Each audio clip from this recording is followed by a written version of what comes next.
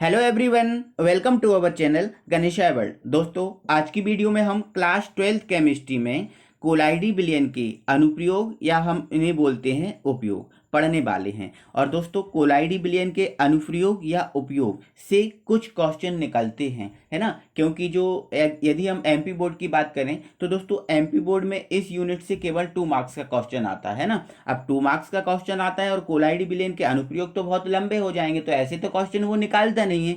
तो वो क्या करता है एक्चुअल में कि इसके जो अनुप्रयोग हैं उसी से क्वेश्चन निकाल देता है ना। जैसे नदियां डेल्टा क्यों बनाती हैं, अब ये अनुप्रयोग है बट वो इससे क्वेश्चन निकालता है ना। आकाश का नीला रंग क्यों दिखाई देता है, ये इससे क्वेश्चन निकालता है ना। इसी प्रकार दोस्तों यूपी बोर्ड, एमपी बोर्ड इस टाइम में भी मतलब जिस टाइप से ये सेपरेशन रहता है मार्क्स का, है ना, उस टाइप से ये क्वेश्चन निकालता है ना। तो दोस्तों ये इंपॉर्टेंट है हमारे लिए। और देखते हैं हमारे ये कोलाइडी विलयन के अनुप्रयोग हैं क्या, है ना। तो दोस्तों हमारा जो कोलाइडी विलयन का पहला अनुप्रयोग है वो है पेय जल के शोधन में। मतलब जो हमारा पीने वाला जल होता है उस जल में कभी अशुद्धियां हो जाती हैं, तो उन अशुद्धियों को हम कैसे दूर करके पीने योग्य बना सकते हैं ना, तो उसको हम समझने वाले हैं, है ना। तो पहले आप ये समझो, मान लेते हैं दोस्तों हमारे पास ये कोई एक पात्र है ना। ये मान लेते हैं, एक मिनट दोस्तों, हाँ ठीक है।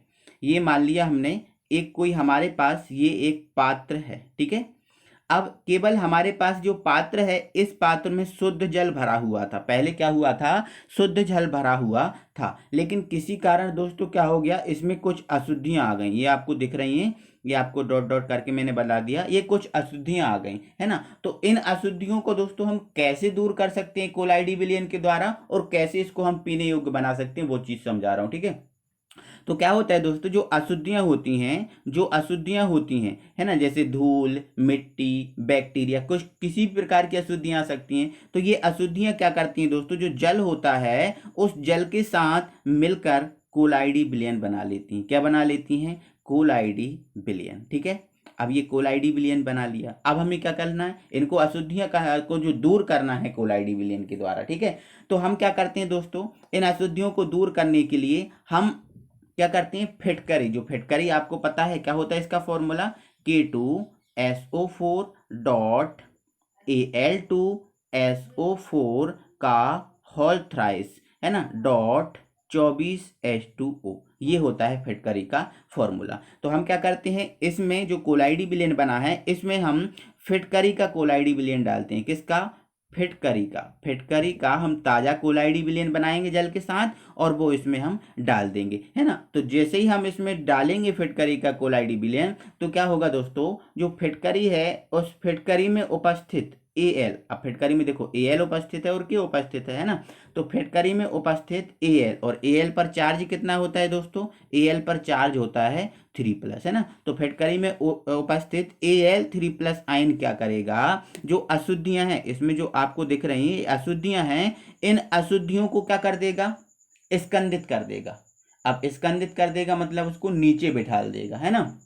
जो जल है इस जल में Al3+ क्या करेगा, जो अशुद्धियां हैं उनको स्कंदित कर देगा और उनको नीचे बिठा देगा। तो वो अशुद्धियां सारी नीचे बैठ जाएंगी। अब जो ऊपर जो जल बचा है वो जल क्या होगा, शुद्ध होगा, और वो जल शुद्ध होगा तो हम उसको आसानी से पी सकते हैं, है ना। तो ध्यान रखना आपको दोस्तों, ये जो है ना कोलाइडी विलयन के द्वारा हम कैसे इसको शुद्ध करते हैं, जो मैंने आपको बताया, समझाया, ठीक है। अब मैं इसकी थ्योरी दिखा दे रहा हूँ आपको, इसकी थ्योरी क्या है ना। तो देखो दोस्तों थ्योरी क्या है, तो देखो पेयजल के शोधन में, ठीक है। चलो इसको देख लो, देखो क्या है, अशुद्ध जल। अब देखो अशुद्ध जल में क्या होता है, धूल, मिट्टी के कण, है ना, बैक्टीरिया आदि उपस्थित होते हैं ना, जो जल के साथ मिलकर क्या बना लेते हैं, कोलाइडी विलयन बनाते हैं ना। लेकिन जब देखो कोलाइडी विलयन बन गया, लेकिन जब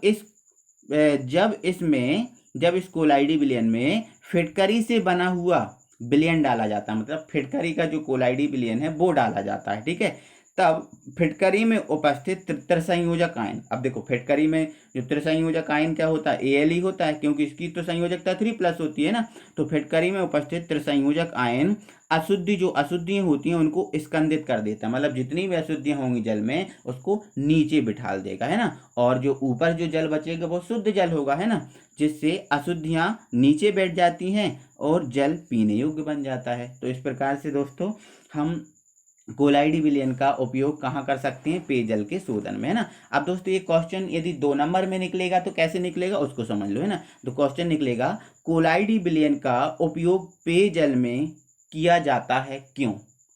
कोलाइडी विलयन का उपयोग पेयजल में किया जाता है क्यों? तो आपको ये जो सब चीज़ें हैं ना, जो मैंने आपको बताई है, ये यहाँ से लेकर यहाँ तक की थ्योरी वो आपको राइट करनी पड़ेगी, ठीक है। इसके बाद दोस्तों हम अगला अनुप्रयोग देख लेते हैं कि इसका अगला अनुप्रयोग क्या है। तो अगला अनुप्रयोग दोस्तों है हमारा औषधियों में, है ना, औषधियों में। तो दोस्तों आपने जनरली देखा है और समझा है ना, कि जो औषधियाँ आती हैं जनरली वो लगभग लिक्विड अवस्था में आती हैं, मतलब लिक्विड अवस्था में आती हैं। क्यों आती हैं? क्योंकि दोस्तों जो औषधियाँ होती हैं वो औषधियाँ लिक्विड अवस्था में आती क्यों हैं? क्योंकि इनको लिक्विड अवस्था में ही बनाया जाता है। और लिक्विड अवस्था में क्यों बनाया जाता है? क्योंकि लिक्विड अवस्था में जो औषधियाँ हैं हम उनको लेते हैं, हम उनको यूज़ करते हैं तो वो हमारे शरीर में कोशिकाओं में अच्छे से मतलब पहुंच जाती हैं, जल्दी जल्दी से पहुंच जाती हैं, जिससे हमें तुरंत आराम मिल जाता है ना। जैसे आप ऐसे ही मान लो कि हम डॉक्टर के यहाँ जाते हैं, हमें तेज बुखार होता है तो डॉक्टर बोलता है इंजेक्शन लगेगा या बॉटल लगेगी। क्यों क्यों बोलता है? क्योंकि जो इंजेक्शन होता है या फिर बॉटल होती है वो लिक्विड ड्रिप होती है, वो लिक्विड होती है। अब लिक्विड होती है तो वो हमारी कोशिकाओं में जल्दी जल्दी पहुंच जाती है और आराम पड़ जाता है। और थोड़ा बहुत बुखार वगैरह फीवर होता है तो डॉक्टर बोलता है कि चलो टैबलेट ले लो, क्योंकि थोड़ा बहुत है तो जब तक वो ज़्यादा होगा जब तक ये गोली कवर कर लेगी, है ना। तो ऐसा होता है ना। तो क्योंकि जो बहुत सारी जो औषधियाँ हैं वो कोलाइडी अवस्था में बनाई जाती, क्योंकि इस अवस्था में इनका जो पाचन है और अवशोषण है वो आसानी से सरलता पूर्वक हो जाता है, ठीक है। आई होप कि आपको समझ में आ गया होगा, ठीक है। अब हमारा अगला अनुप्रयोग है दोस्तों, अगला अनुप्रयोग है रक्त प्रवाह रोकने में। मतलब कहीं से हमारे बॉडी के किसी पार्ट से यदि रक्त निकल रहा है, ब्लड निकल रहा है तो उस ब्लड को हम इस कोलाइडी विलयन का उपयोग करके कैसे रोक सकते हैं उसको समझो, है ना। देखो दोस्तों, जो हमारा पहले इसको समझना है, आपको अच्छे से समझना है दोस्तों। क्या होता है, जो जैसे मान के चलो, एक मिनट, हाँ एक मिनट दोस्तों, मान के चलो ये हमारा कोई हैंड है, ठीक है। अब हैंड के किसी भाग से, मतलब यहाँ से कोई ब्लड निकल रहा है, ठीक है। यहाँ से क्या निकल रहा है? कोई ब्लड निकल रहा है ना। तो सबसे पहले दोस्तों आप ये समझो कि जो रक्त होता है ना, जो ब्लड होता है वो एक कोलाइडी विलयन ही होता है। क्या होता है? कोलाइडी विलयन भी होता है, लेकिन ये ऋणावेशित होता है। कैसा होता है? ऋणावेशित कोलाइडी विलयन होता है ना। तो इसलिए हम क्या कर सकते हैं, जो रक्त होता है उसको हम ऋणावेशित सॉल कहते हैं, और सॉल क्या है? कोलाइडी विलयन, है ना। तो रक्त क्या होता है हमारा? ऋणावेशित कोलाइडी विलयन होता है ना। तो क्या होता है, जब शरीर के किसी भाग से, मतलब ये हमारा हैंड है और इसके यहाँ से हमारा ब्लड निकल रहा है, ठीक है। अब इस ब्लड निकल रहा है तो इस ब्लड को हमें रोकना है। तो हम इसको रोकने के लिए हम क्या करेंगे, जो फिटकरी है, जैसे अभी हमने यूज़ किया था ना फिटकरी का, है ना, जो पेयजल के शोधन में किया था ना, तो हम क्या करेंगे, उसी प्रकार का फिटकरी का हम ताज़ा विलयन बनाएंगे। किसका? जो फिटकरी है उस फिटकरी का हम जल के साथ मिलाकर क्या बना लेंगे? ताज़ा विलयन बना लेंगे, ठीक है। अब ताज़ा विलयन बना लिया हमने फिटकरी का, और उस विलयन को, अब ये देखो हमारा कोलाइडी विलयन बन गया।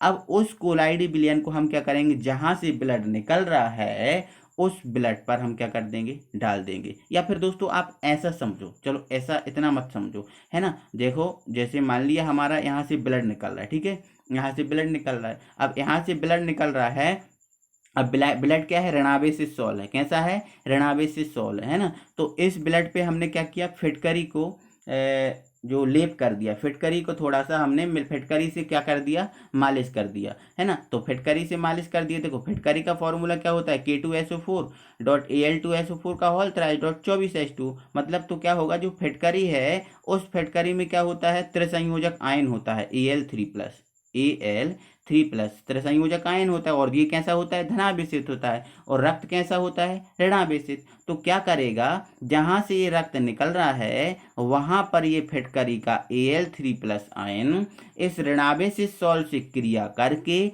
अपक्षेप बना देगा, मतलब उसको स्कंदित कर देगा। स्कंदित कर देगा तो मतलब जो रक्त निकल रहा है वो रक्त और फिटकरी का Al3+ आयन ये आपस में संयोजित होकर क्या करेंगे? एक वो क्या बना लेंगे, एक वो क्या धब्बा सा बना लेंगे, है ना। मतलब उस जो रक्त निकल रहा है उस रक्त को स्कंदित कर देंगे, एक अपक्षेप टाइप का बना देंगे, तो वो रक्त है ना काला पड़ के वहीं पर जम जाएगा, और वहीं पर जम जाएगा तो जो अंदर से रक्त आ रहा है उसको क्या कर देगा, वो रोक देगा, क्योंकि उसकी जहाँ से निकल रहा है वहाँ तो ये धब्बा बन गया, वहाँ पर तो ये जाके जम गया है ना। तो वो रक्त है ना, वो रक्त का प्रवाह बंद हो जाता है, रुक जाता है ना। तो आपको ध्यान रखना है ये सब चीजें, है ना। अब मैं इसकी थ्योरी दिखा रहा हूँ, ठीक है। तो रक्त प्रवाह रोकने में, अब देखो इसकी थ्योरी देखो, रक्त ऋणावेश से सॉल्व होता है, एक ऋणावेश से भाग होता है जो रक्त होता है, शरीर के किसी भाग से बहते हुए रक्त पर, मतलब यदि शरीर के किसी भाग से रक्त बह रहा है उस भाग पर यदि फिटकरी का बना हुआ ताजा विलयन,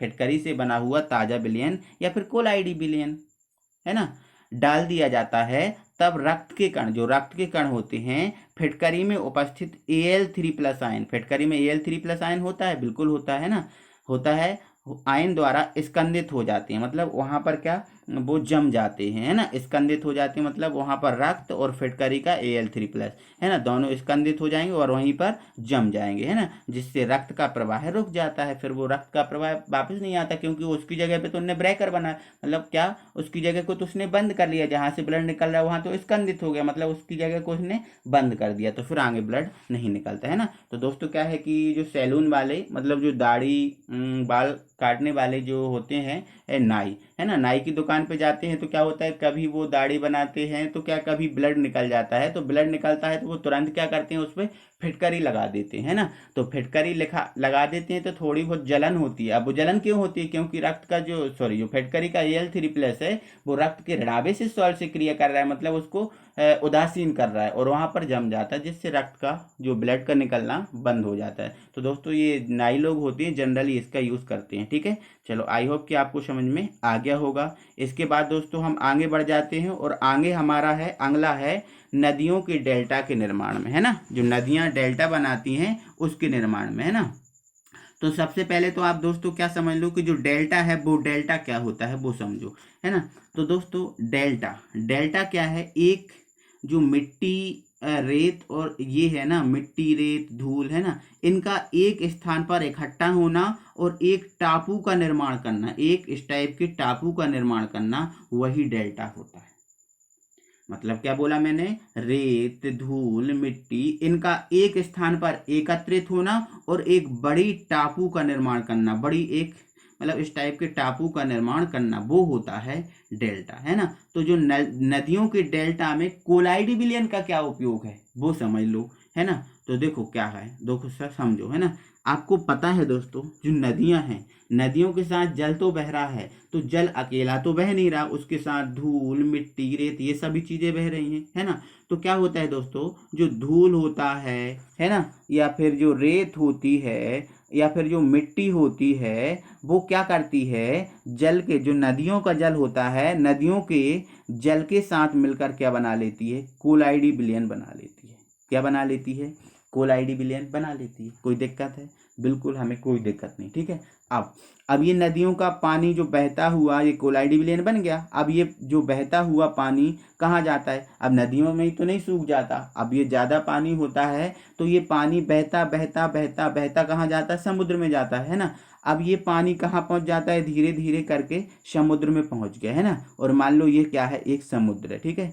अब देखो समुद्र का पानी तो खारा होता है। अब खारा क्यों होता है, क्योंकि उसमें NaCl होता है, क्योंकि उसमें क्या होता है, नमक होता है, तब तो खारा होता है ना।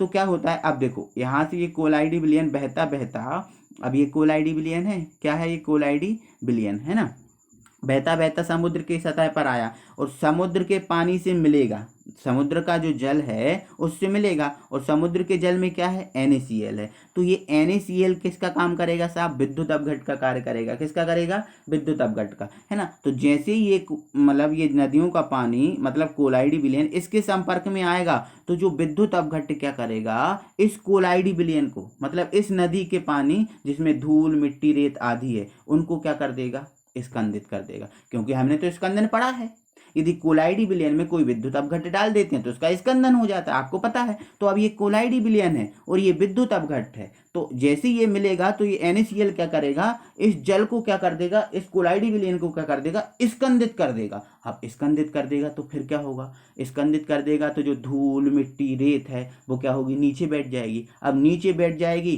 तो अब नदियों का पानी थोड़ा बहुत तो है नहीं, बहुत सारा है, तो इस प्रकार से ये स्कंदित करता रहता है, बैठता रहता है। एक स्थान पर जो धूल मिट्टी रेत है वो एक स्थान पर एकत्रित होती जाती है। इस प्रकार से ये बहुत बड़ा एक टापू का निर्माण कर देती है, बहुत बड़े एक टापू का निर्माण कर देती है। और वही टापू हमारा क्या कहलाता है, स्कंदन। देखो, तो इस प्रकार से कोलाइडी विलयन की सहायता से जो डेल्टा है उस डेल्टा का निर्माण हुआ कि नहीं, आप समझ रहे हो ना। हाँ ठीक है। तो दोस्तों हमारा क्वेश्चन यहाँ से यही निकलता है। कैसा क्वेश्चन निकलता है उसको समझ लो। बोलता है कि कोलाइडी विलयन का उपयोग नदियों के डेल्टा बनाने में किया जाता है, क्यों। तो आपको जवाब क्या देना है, जवाब आपको यही देना है, ठीक है, जो मैंने आपको समझाया वही, ठीक है। क्या है, थ्योरी देख लो आप, क्या है, देखो, नदियों में मिट्टी व रेत का कोलाइडी विलयन होता है, क्योंकि नदियों का जल है उसमें तो ये मिट्टी तो होती ही है ना।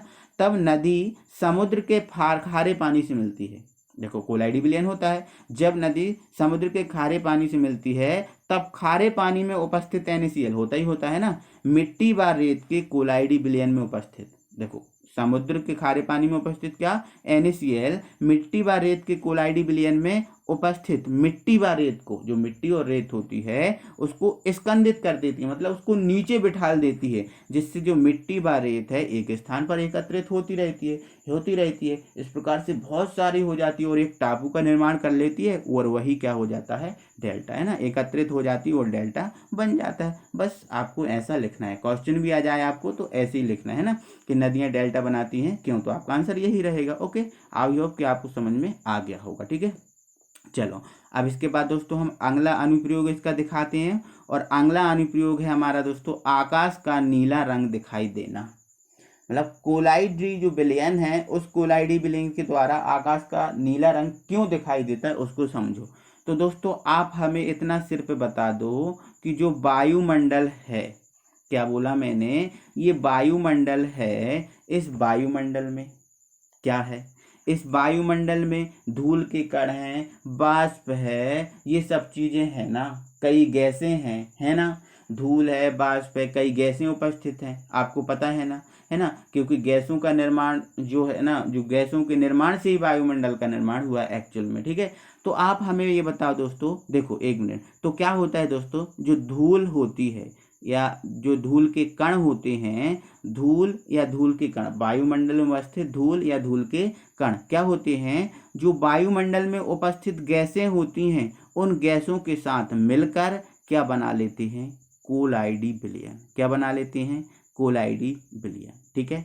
अब ये कोलाइडी विलयन बन गया। अब यहाँ पर एक मिनट समझना, अब देखो यहाँ एक मिनट, अब ये हमारा देखो धूल मिट्टी धूल और अन्य कण थे, वो कण क्या हुआ, वायुमंडल में उपस्थित गैस के साथ मिलकर क्या बन गए, कोलाइडी विलयन बना लिए उन्होंने। क्या बना लिए, कोलाइडी विलयन। अब देखो, अब इस वायुमंडल में क्या है, कोलाइडी विलयन आ गया, कोलाइडी विलयन बन गया। अब आगे समझना, अब यहाँ पर है हमारा सूर्य भगवान, यहाँ पर हमारे कौन से भगवान है, सूर्य भगवान है, ठीक है। अब देखो सूर्य भगवान से क्या आएगा, प्रकाश आएगा। अब सूर्य भगवान है, उनका काम क्या है, प्रकाश देना, तो ये प्रकाश की किरणों को निकालेंगे, है ना। तो वो प्रकाश की किरणें वायुमंडल से गुजरती हुई आएंगी, वायुमंडल से गुजरती हुई आएंगी ना, बोलो आएंगी कि हाँ। तो यहाँ से गुजरती हुई ये प्रकाश किरणें आएंगी, तो क्या होगा दोस्तों, जो कोलाइडी विलयन है, इस कोलाइडी विलयन में उपस्थित धूल के कण, जो छोटे छोटे कण हैं, वो धूल के कण क्या करेंगे, इसमें से पूरा प्रकाश, जो जितना भी प्रकाश होगा जो सूर्य भगवान का, उस पूरे प्रकाश को क्या कर लेंगे, अवशोषित कर लेंगे।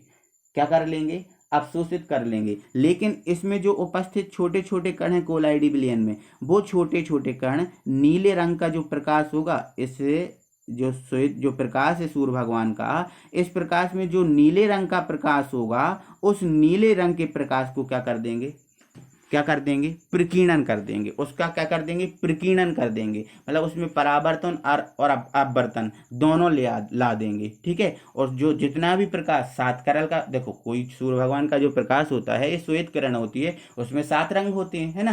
कैसे होते, कितने रंग होते हैं, 7 रंग, जिनको हम किससे याद करते हैं, विबग्योर से, है ना।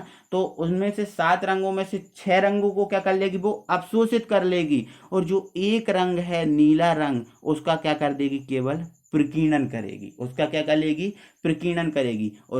और जिसका प्रकीर्णन करेगी और जिसका परावर्तन अपवर्तन करेगी वही कलर का आपका जो है ना, जो वायु जो है ना वायुमंडल है ना, वो आपको नीला दिखाई देगा। मतलब आकाश है ना, वो आपको नीला दिखाई देने लगेगा, है क्योंकि आकाश नीला दिखाई देता है ना। और क्यों देता दिखाई, देखो कोई भी चीज क्यों दिखाई देती है, परावर्तन अपवर्तन के कारण दिखाई देती है ना। तो यहाँ पर ये नीले रंग का क्या करता है, प्रकीर्णन करता है, इसलिए वो नीला रंग दिखाई देता है ना। आपको ध्यान रखना है, आपको समझ लेना है, ठीक है। अब मैं इसकी दोस्तों थ्योरी आपको दिखाता हूँ। इसकी थ्योरी क्या है, देखो आकाश का नीला रंग दिखाई देना, है ना। तो क्वेश्चन ऐसे भी आ सकता है, को आकाश का नीला रंग दिखाई देता है क्यों, ठीक है।